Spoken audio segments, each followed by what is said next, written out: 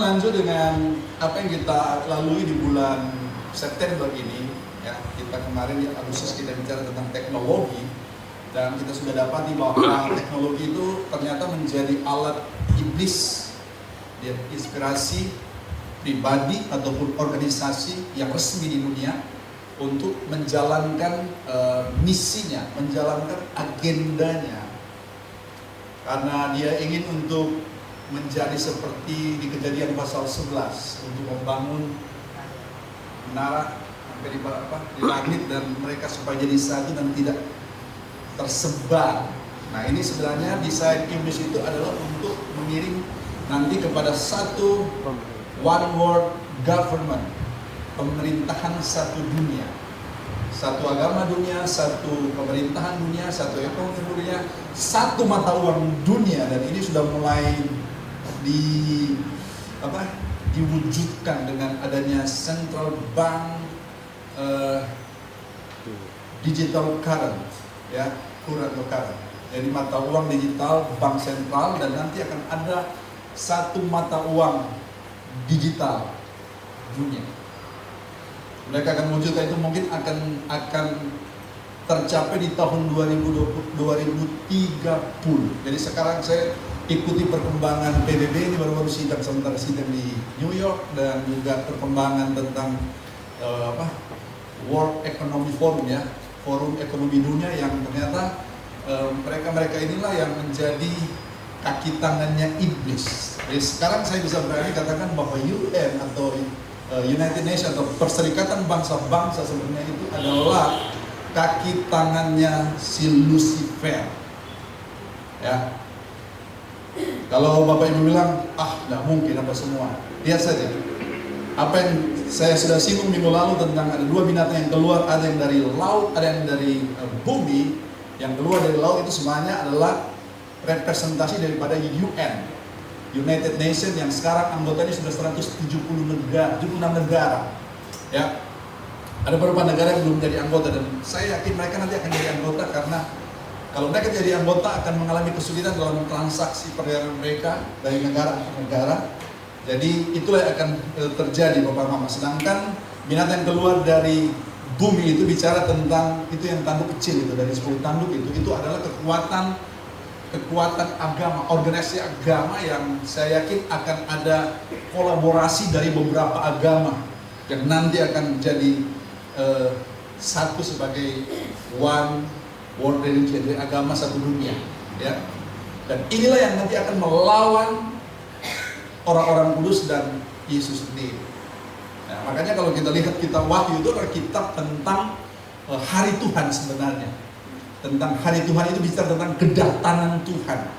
Dan itu kalau kita lihat di Wahyu pasal 6, maka disitulah yang dimana meterai yang dibuka, yang waktu di Daniel itu dikatakan meteraikan itu sampai kepada akhir zaman. Maksudnya itu dimeteraikan, ditutup itu sampai pada akhir zaman, dan nanti pada akhir zaman itu akan dibuka. Maka di kitab Wahyu pasal 6 itu maka mulai dibuka satu demi satu, meterai 1, meterai 2, meterai 3, meterai 4, itu sampai meterai yang ke-7. Ya, meterai yang ke-7, tapi yang sudah terjadi sekarang itu adanya di meterai 1 dan meterai sampai meterai 4. Nanti meterai 5 itu yang aniaya besar antikris itu yang masuk di nanti, belum terjadi Bapak Mama, ya. Jadi meterai itu mulai dibuka. Yang buka itu siapa? Anak domba Allah. Jadi Yesus sendiri yang buka ini. Maka pagi hari ini saya ingin kita lihat secara spesifik meterai yang keempat, ya. Kita lihat dari Wahyu pasal 6 ayat yang ke-8. Baca sama-sama ini, 1, 2, 3. Dan aku melihat sesungguhnya, wow, di sini ada sekitar 3 juta orang. Suaranya cuma beberapa. Oke, sama-sama, 2, 3. Dan aku melihat sesungguhnya ada seekor kuda hijau, kuning, dan orang yang menungganginya bernama Maut, dan kerajaan maut mengikutinya, dan kepada mereka diberikan kuasa untuk membunuh dengan pedang dan dengan kelapa dan sampah dan dengan binatang-binatang buas yang di bumi. meterai dibuka, maka nggak ada ditulis di kitab Wahyu bahwa itu akan ditutup. Jadi kalau dibuka berarti dibuka terus, berarti dia akan berlangsung terus, ya kan? Penyesatan akan berlangsung terus, perang akan berlangsung terus. Dibuka meterai kedua, terus meterai ketiga dibuka, ekonomi akan semakin sulit.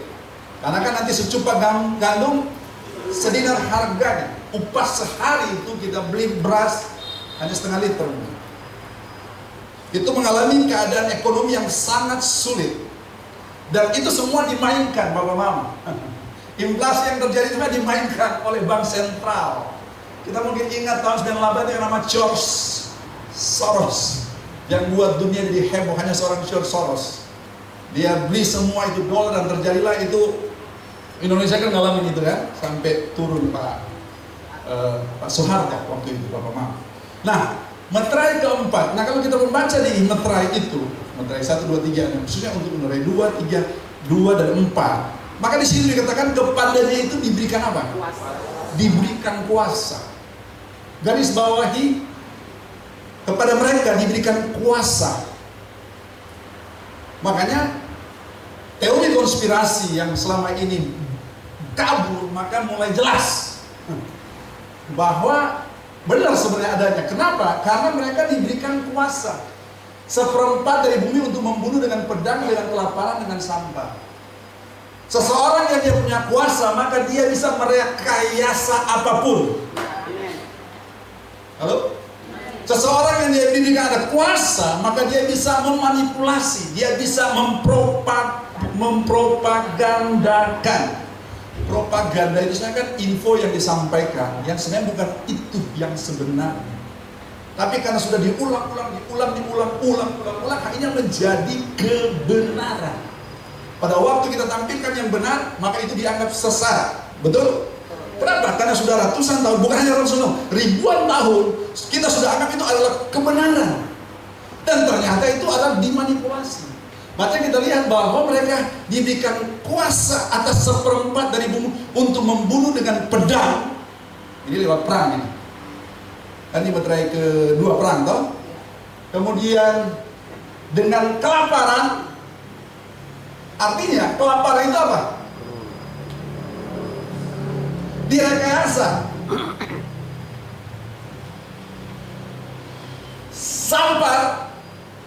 Sampar itu apa? Penyakit. Contohnya apa? COVID.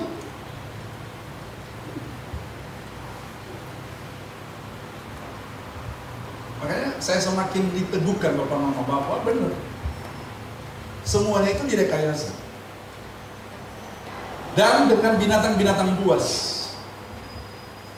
Kan semakin mungkin sudah jarang juga terdengar itu buaya makan ini. Makan orang yang ada di muara mana gitu. Tapi di mana-mana di Indonesia, semakin ngeri itu binatang buas. Nah, ini adalah penggenapan. Jadi meterai 1 sampai 4 itu sudah berlangsung dan sementara berlangsung. Kenapa? Karena mereka diberikan kuasa. Karena seperti saya sampaikan, mereka sudah kuasai keuangan dunia lewat IMF, Bank Dunia.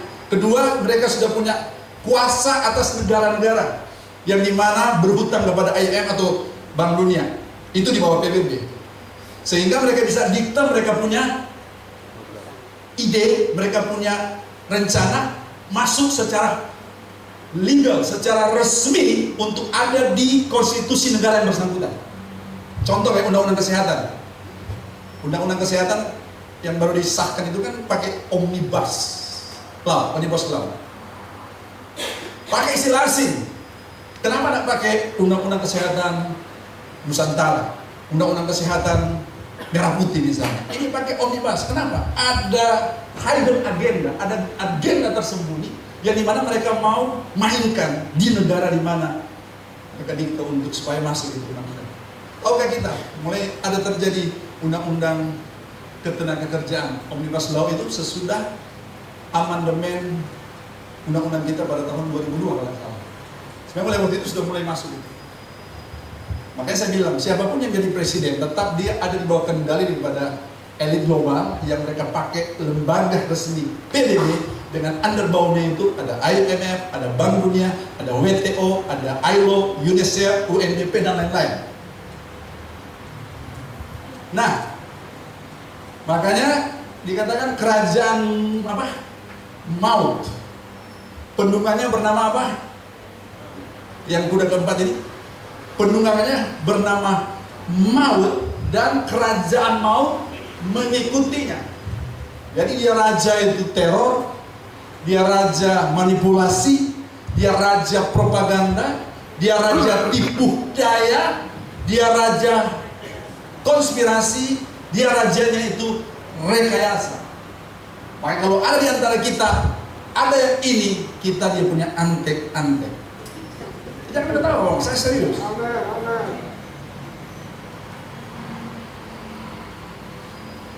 Padahal sudah ini kan dalam Alkitab. Yesus sendiri katakan di Yohanes 10 ayat 10 dikatakan pencuri datang hanya untuk apa? Mencuri, membunuh, dan membinasakan. Jadi sebenarnya saya yakin bahwa ada kejadian yang secara alamiah, tapi memang hampir kebanyakan itu semuanya itu adalah by design, disetting, direkayasa. Baca sama-sama Yohanes 8:23. Iblislah yang menjadi bapamu dan kamu ini melakukan keinginan-keinginan bapamu. Ia adalah apa? Pembunuh manusia sejak semula dan tidak hidup dalam kebenaran. Sebab di dalam dia tidak ada kebenaran. Apabila ia berkata dusta, ia berkata atas kehendaknya sendiri, sebab ia adalah pendusta dan bapa segala dusta. Makanya jujur saya mulai tidak percaya dengan Google. Karena Google mereka punya bapak mama. Maka informasi yang menguntungkan mereka itu yang mereka tampilkan. Tapi kalau informasi yang akan menyerang mereka itu tidak akan muncul. Saya coba cari ada ini yang ini, tidak muncul di situ. Kalau tulis life engineering, maka akan muncul. Itu kan life engineering itu rekayasa kehidupan. Sebenarnya revolusi industri 4.0 ya, apa revolusi 4.0 itu sudah bicara tentang rekayasa kehidupan. Jadi hidup kita, tubuh kita itu akan menjadi industri bagi mereka.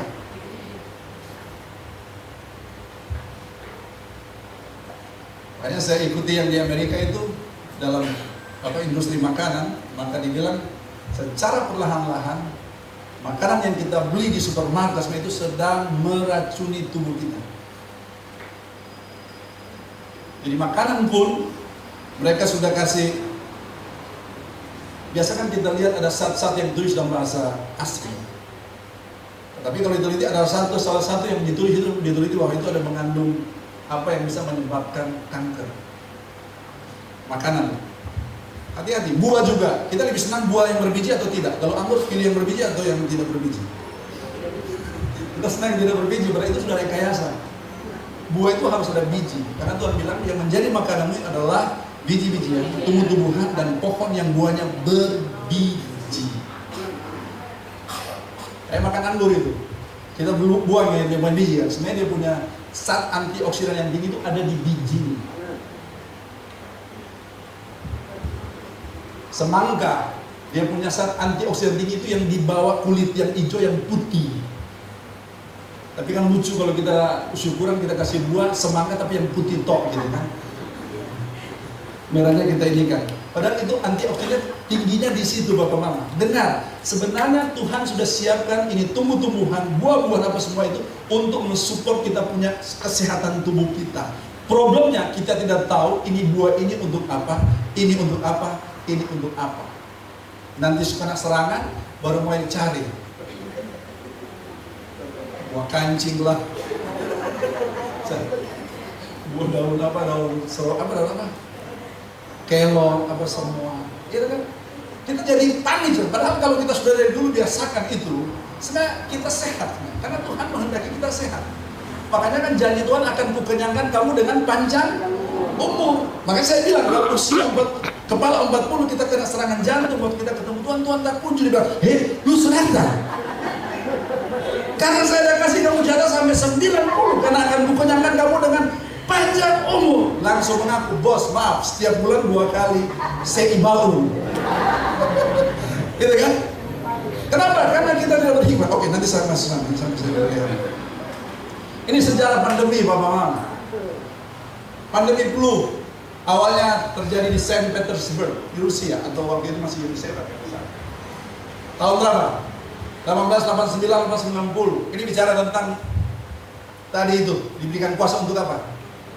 Membunuh toh. Berapa yang meninggal? Sekitar 1 juta yang meninggal. Kemudian flu Spanyol apa? Sorry. Oh ini yang tadi ya, dia punya gambar ilustrasi yang flu tadi. Polio Amerika tahun 1916. 6.000 yang meninggal. Saya salah, terbunuh yang meninggal. Ya. Ini dia punya beritanya. Dihantam bayi ya. Kemudian ini rumah sakit nih. Flu Spanyol ini 105 tahun yang lalu. Flu Spanyol. Ini COVID sebenarnya. Sekitar berapa yang terbunuh? Saya pakai istilah terbunuh karena kalau memang itu direkayasa nanti memang terbunuh. Ya kan? Ada yang membunuh, ada mereka kita terbunuh. 50 berapa? Sekitar 50 juta. Ini dia punya beritanya ini. Sekolah, gereja, bioskop tutup dengan adanya flu itu waktu itu. Itu 105 tahun yang lalu kurang lebih ya. Kemudian ini kita ada buku yang ditulis tentang pandemi itu. Flu Asia tahun 1957-1958. Korbannya 1 juta. Dia tidak terlalu ini dunia ya. Ini dia.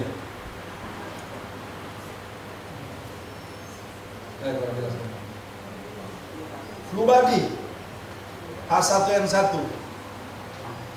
2009 sampai 2010 sekitar berapa? 600.000.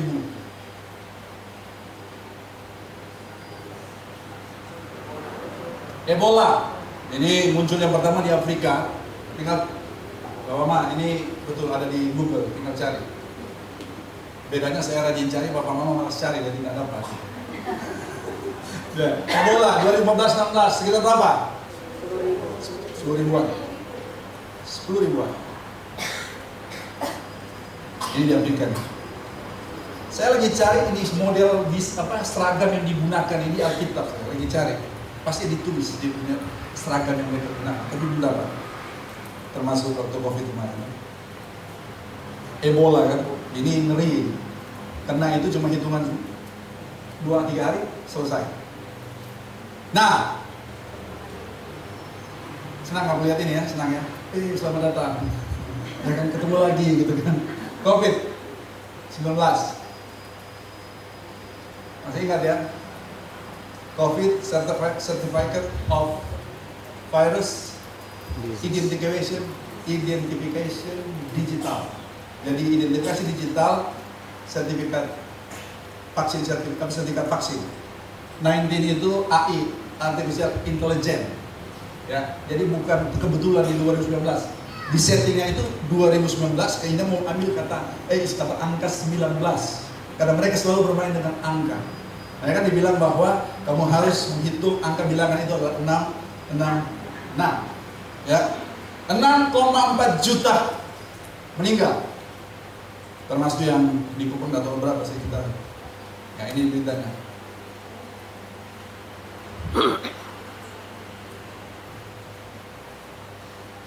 Nih, yang 1918 itu yang Spanyol itu sekitar 50 jiwa di seluruh dunia dari populasi global saat itu sekitar 1,8 miliar. Itu tahun 1918.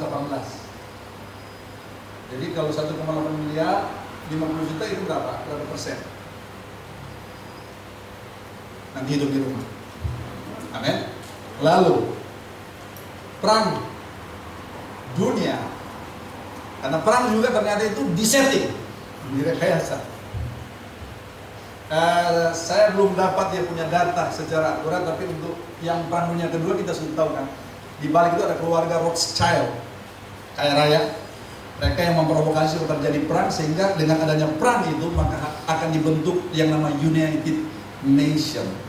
Nih, Perang Dunia Pertama 40 jutaan, yang ini Perang Dunia Kedua itu 72 juta, kurang lebih. Pemahaman.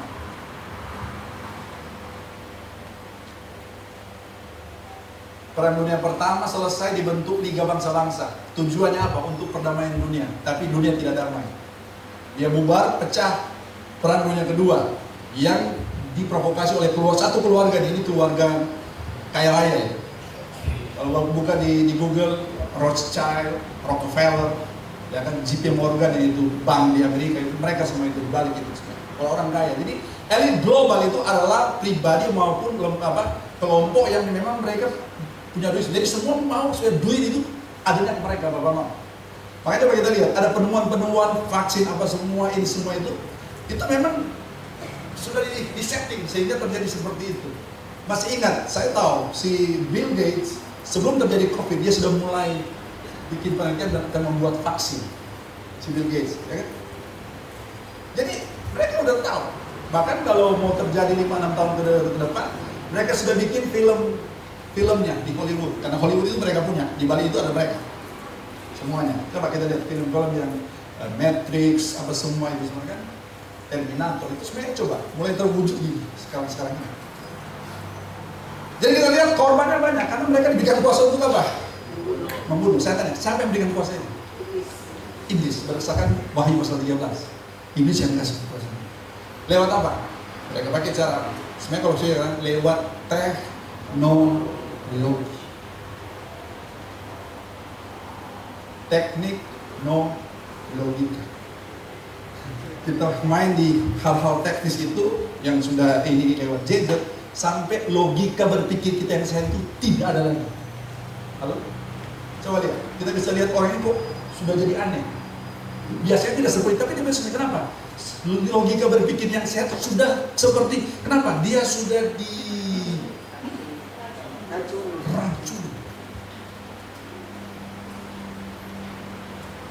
Bapak Ibu, coba ini renungkan ini. Renungkan. Karena kan semua yang masuk itu semua. Haleluya. TikTok jadi lagi sorotan karena di mana-mana itu semakin RRC kan tuh Cina sudah larang. Bukan larang apa, tapi untuk anak usia di bawah 14 tahun satu hari hanya boleh buka TikTok 40 menit. Karena memang dia punya efek dampaknya itu. Dampak yang paling bagian itu adalah keterikatan, kecanduan. Karena didesain begitu menarik sehingga waktu kita nonton maka hormon yang namanya dopamin gitu ya, dopamin itu yang berhubungan dengan kesenangan, enak itu, maka kita terbuai di situ. Halo, ya kan? Coba kalau kita sudah berapa menit tidak ini, kita akan gelisah. Maka itu saya bilang sama dengan orang yang sudah kecanduan, ganja. Kalau dia sudah sekian, maka dia akan yang namanya apa? Sakau. Seperti itu. Makanya berbagai cara dia gunakan untuk akhirnya bisa terpenuhi. Saya mau kasih tahu anak-anak Tuhan, sebenarnya kita terpenuhi kita itu kalau kita datang di hadirat Tuhan. Lewat doa, lewat membaca firman, lewat sharing, itu sebenarnya. Itu ini kita. Karena yang ditawarkan itu adalah kan mudah, cepat, gampang, nyaman, menawarkan kemewahan. Gitu. Manipulasi semua Bapak-Bapak. Coba. Saya lagi lihat sekarang itu Photolab atau apa itu? Yang dia punya aplikasi Photolab. Sehingga kita usia yang saya sudah kepala 5 dan pada waktu masih di situ, langsung mereka masih 17 tahun. Semuanya pada manipulasi. Karena memang dia punya bapaknya itu raja manipulasi. Jadi kalau ada bilang begini, dia tidak percaya kajian sharing, dia tidak percaya tidak percaya, ini sedang terjadi. Semua mereka kuasai sistem, termasuk sistem IT. Mereka kuasai semua. Jadi kalau Bapak Mama bilang ini terserah, saya sampaikan supaya ini dibuka. Karena pekerjaan itu harus ditelanjangi, saya kita tahu. Karena kita ada itu, Tuhan mati bagi kita untuk menghancurkan pekerjaan-pekerjaan iblis. Amen. Makanya kenapa di pertanyaan pertama dikatakan merebut kemenangan? Dia menangkannya, kenapa? Banyak yang dia bunuh. Amin, Bapak Mama. Dia punya mahkota. Itu kan virus corona, itu kan kalau mereka punya definisi COVID itu corona virus disease. Corona itu mahkota. Kepada dia dikaruniakan apa? Mahkota penunggang kuda putih itu. Dia bawa apa? Panah, itu musuh. Panah itu harus bahasa Inggrisnya arrow, tapi di Indonesia kita bow, itu musuh. Kalau cuma lurus kita bisa ini, kecuali diameter 2 meter kita bisa pakai untuk pukul orang. Tapi kalau untuk jadi jauh kan, panahnya harus dilepaskan. Tidak. Wahyu 19 itu ada kuda putih, dan yang penunggang itu ada Yesus sendiri. Dia membawa pedang, dan dari mulutnya itu seperti pedang.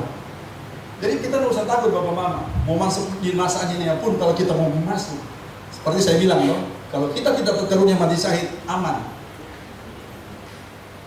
Kalau dapat, Tuhan akan kasih keberanian ke kita. Dia akan bilang begini, nanti kalau saya mati, tulis di apa? Kubur, hidup untuk Kristus, mati untung. Karena orang-orang yang mau mati syahid biasanya dia tidak takut. Beta mungkin termasuk salah satu Natal.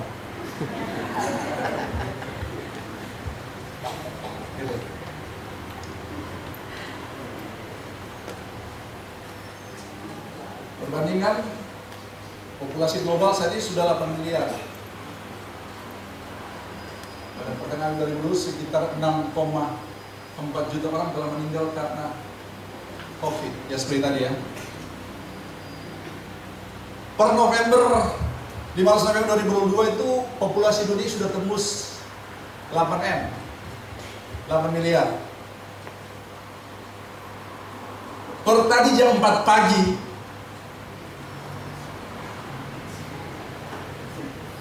saya monitor sampai jam 4 pagi.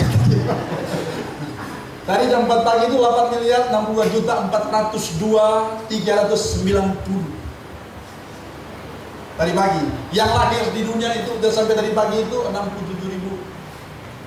67.608. Itu jam 4. Ini yang jam 8 tadi.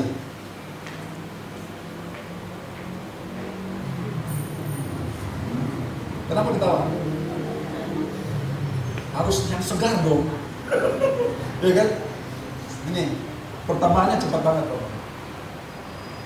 Nah, saya mau bawa kita yang ayat Wahyu pasal 6 ayat 8 tadi, bahwa kepadanya diberikan kuasa untuk membunuh berapa kata jumlahnya?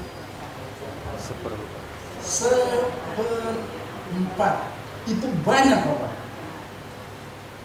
Seperempat.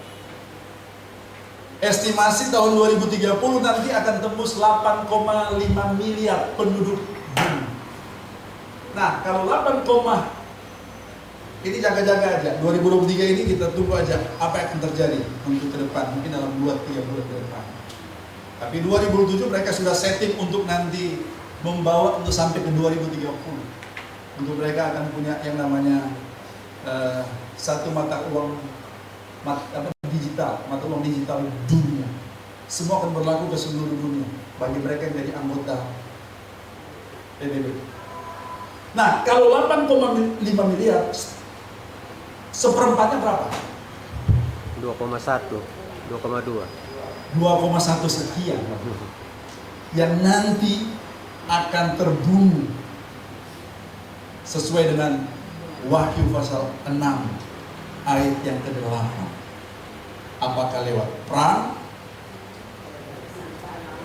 sampah, kelaparan? Karena kan kalau terjadi ekonomi ambruk, kelaparan. Perang itu kan mengakibat ekonomi ambruk.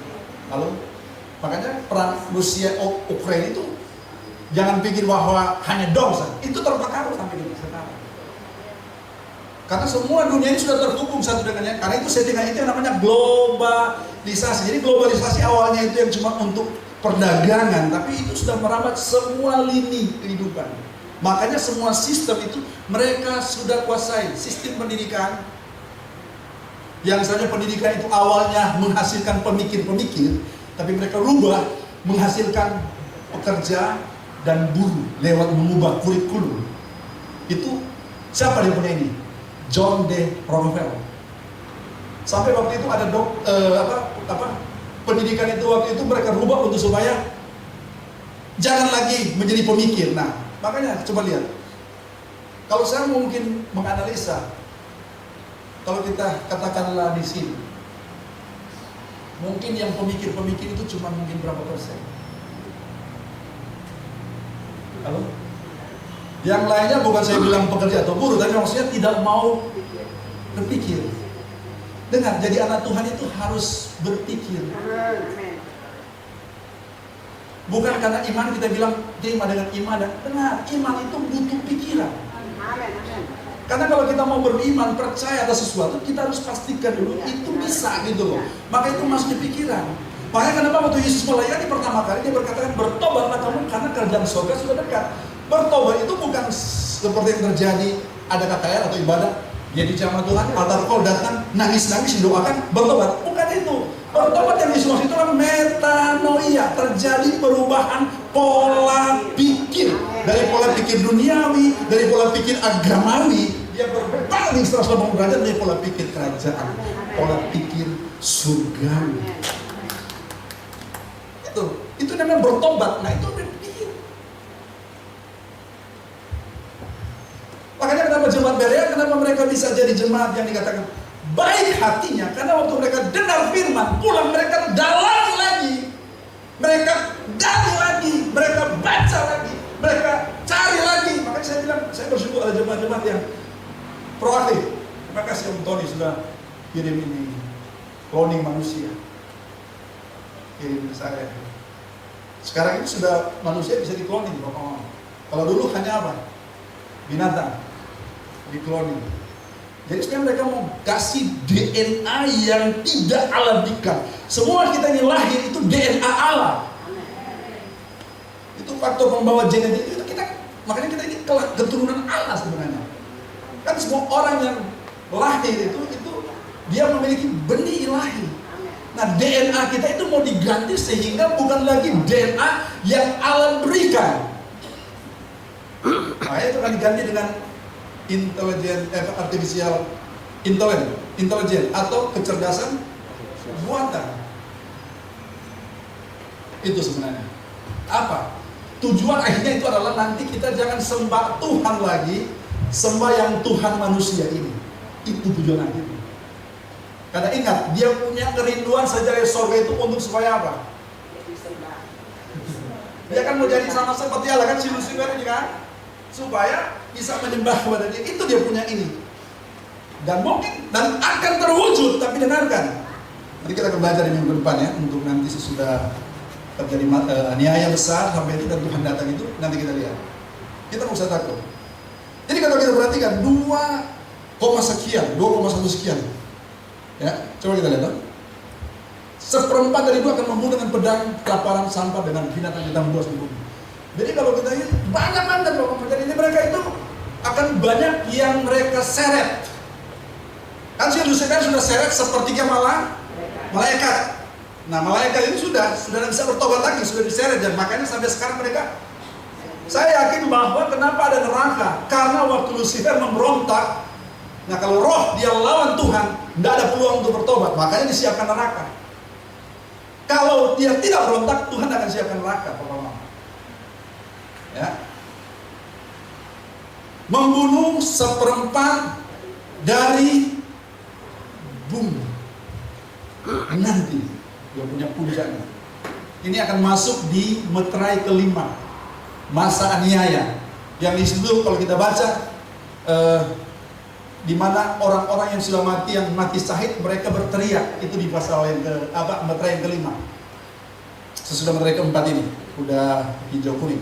Itu orang-orang yang mati syahid berteriak, Tuhan balas sudah, kalau saya pakai istilah Kupang, balas balas sudah Tuhan. Katong pun darah sahih. Tapi Tuhan bilang apa? Ayo, lebih baik kita baca.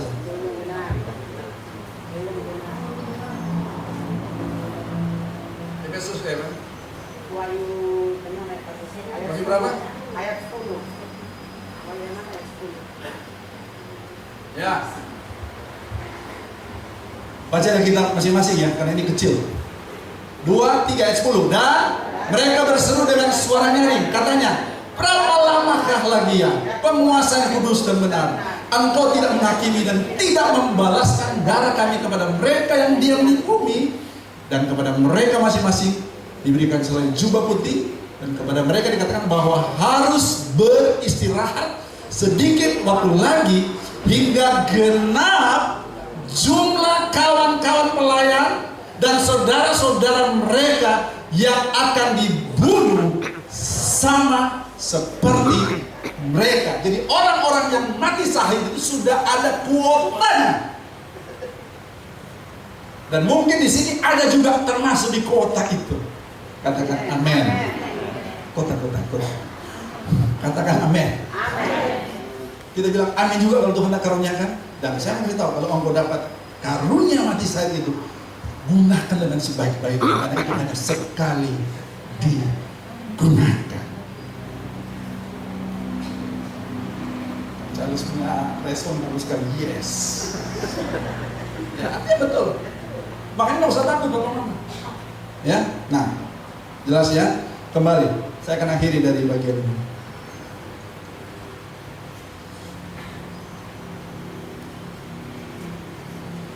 Sekarang untuk menyikapi ini apa yang harus kita lakukan? Ini firman Tuhan katakan. 2, 3. Semoga Allah damai sejahtera menguduskan kamu seluruhnya, dan semoga roh, jiwa, dan tubuhmu terpelihara sempurna dengan tak bercacat pada kedatangan Yesus Kristus Tuhan kita. Apa di sini? Kita harus pastikan roh, jiwa, tubuh kita terpelihara, terjaga, terlindungi. Jangan sampai apa? Tercemar. Jangan sampai terjadi apa?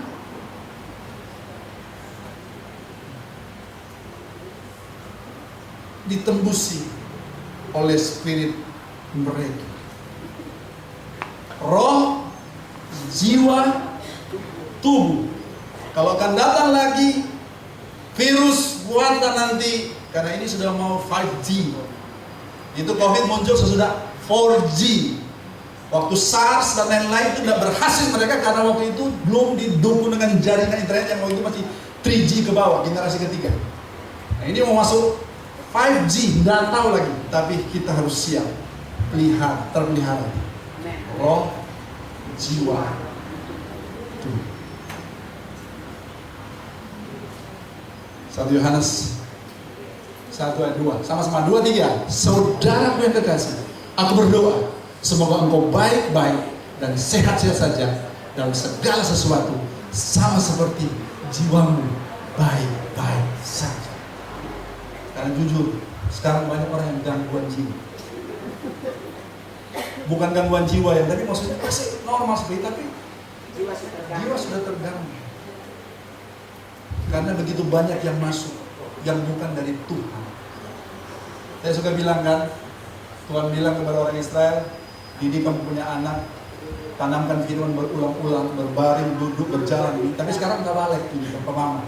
Duduk, berbaring, duduk, berjalan, itu semua dengan apa? Gadget. Makanya yang edukasi anak-anak kita itu adalah TikTok. Kan ada baik, di situ dapat uang. Mereka harus tampilkan itu supaya kita terpodok. Maka kita ada di situ terus. Maka saya apresiasi sekali lagi orang tua yang sudah hapus dia punya aplikasi TikTok di anaknya.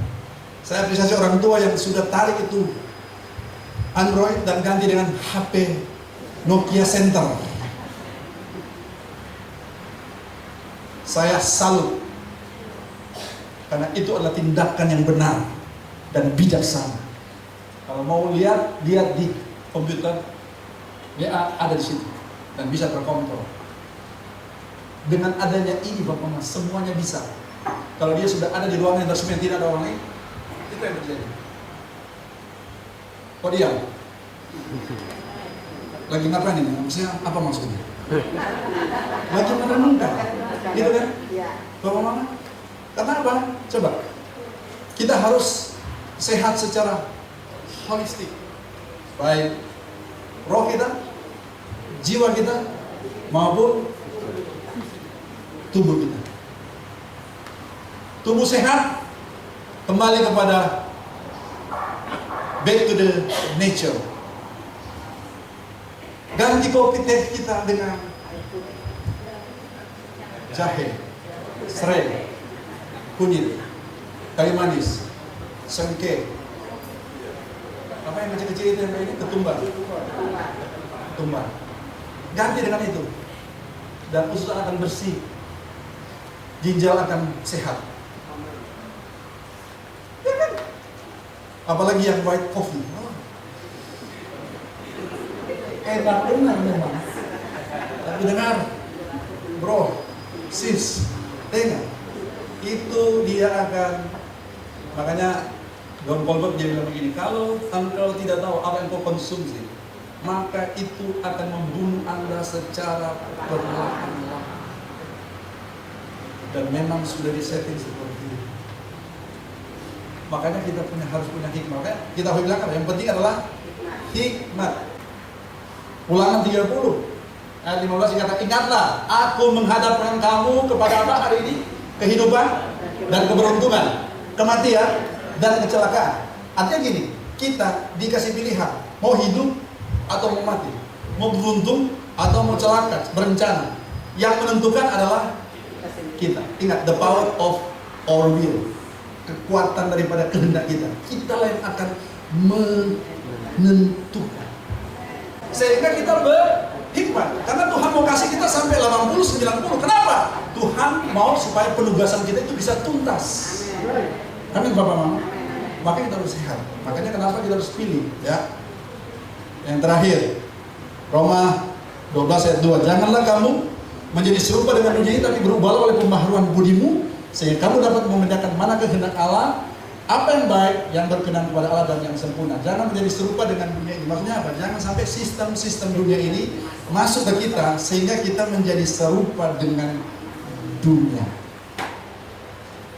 Itulah kunci untuk kita bisa akan menghadapi yang namanya. Makanya waktu kita nggak tahu akan ada virus kemudian lagi, tapi kita sudah sehat, kita sudah kuat secara tubuh. Makanya kuat, kita harus kuat apa?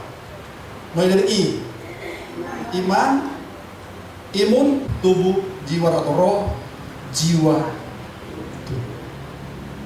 Tuhan. Mari kita berdoa.